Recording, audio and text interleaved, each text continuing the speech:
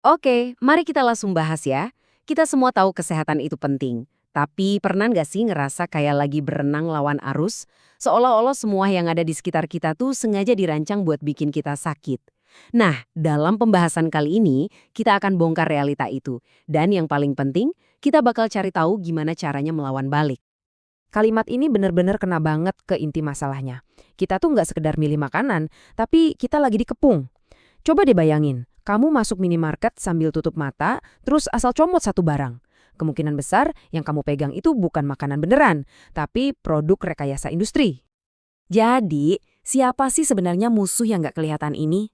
Ini bukan soal satu jenis makanan aja, tapi ini soal sebuah sistem. Yuk kita bedah bareng-bareng. Soalnya, kenal sama musuh itu kan langkah pertama buat menang. Nah, ini dia biang keroknya, makanan ultra proses atau UPF. Ini bukan makanan yang diolah biasa ya, ini adalah formulasi industri.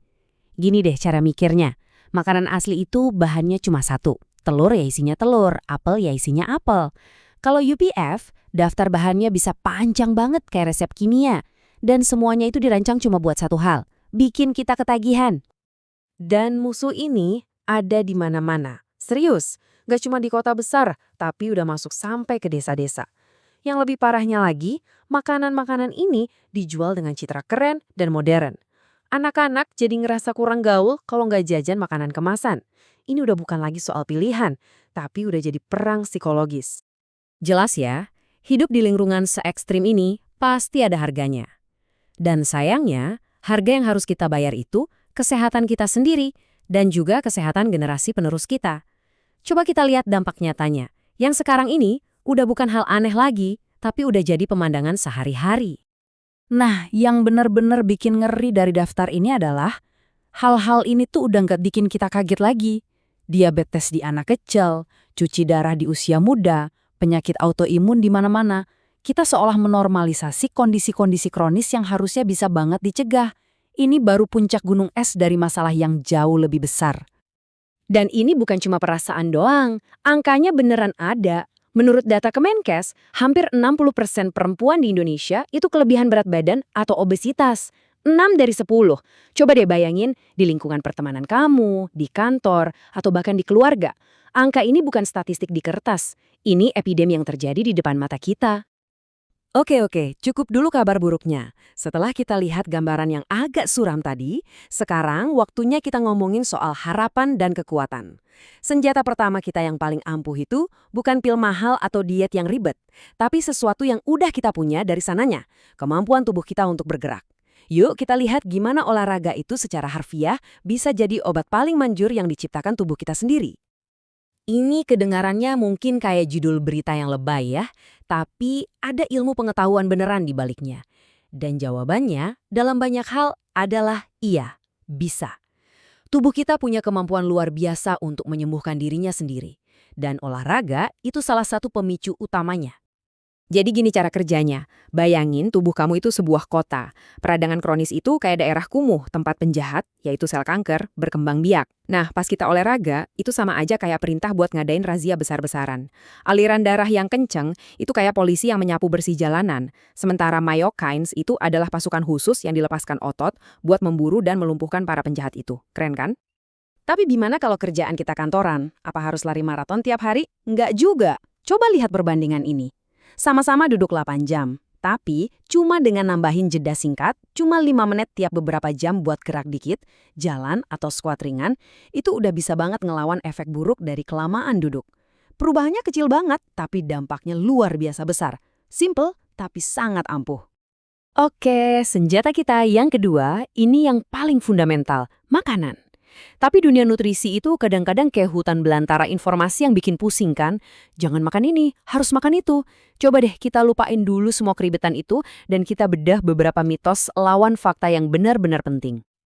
Nah, ini mitos yang paling sering kita dengar. Gini deh logikanya. Kalau obesitas itu murni karena gen, harusnya angkanya di populasi itu stabil dari dulu sampai sekarang. Tapi kan kita lihat ada lonjakan yang gila-gilaan dalam beberapa dekade terakhir. Ini bukti kuat kalau faktor utamanya itu lingkungan dan kebiasaan yang diturunkan, bukan cuma gen. Jadi poin pentingnya apa? Ini artinya obesitas itu bisa diubah. Slide ini nunjukin betapa kuatnya pengaruh nutrisi dalam membentuk fisik kita. Ada studi menarik yang ngebandingin orang Eropa Utara yang pola makannya banyak protein hewani dari susu dan daging, sama orang Eropa Selatan yang proteinnya lebih banyak dari gandum. Hasilnya, perbedaan tinggi badannya signifikan. Ini bukti nyata betapa pentingnya peran protein hewani buat pertumbuhan. Ini dia tips paling gampang yang bisa kamu pakai tiap hari. Lupain semua tulisan keren di depan kemasan, langsung balik kemasannya dan lihat daftar komposisinya. Kalau daftarnya panjang dan isinya nama-nama aneh yang kamu nggak kenal, kemungkinan besar itu UPF. Simple banget kan? Oke, kita udah tahu ilmunya. Lebih banyak gerak, makan makanan asli. Tapi, tahu aja kan nggak cukup. Musuh terbesar kita itu seringnya kebiasaan lama. Jadi gimana caranya biar kita bisa konsisten?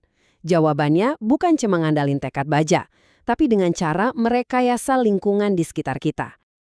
Ini prinsip psikologi yang kuat banget. Kita sebagai manusia itu cenderung ngambil jalan yang paling gampang, yang paling sedikit hambatannya.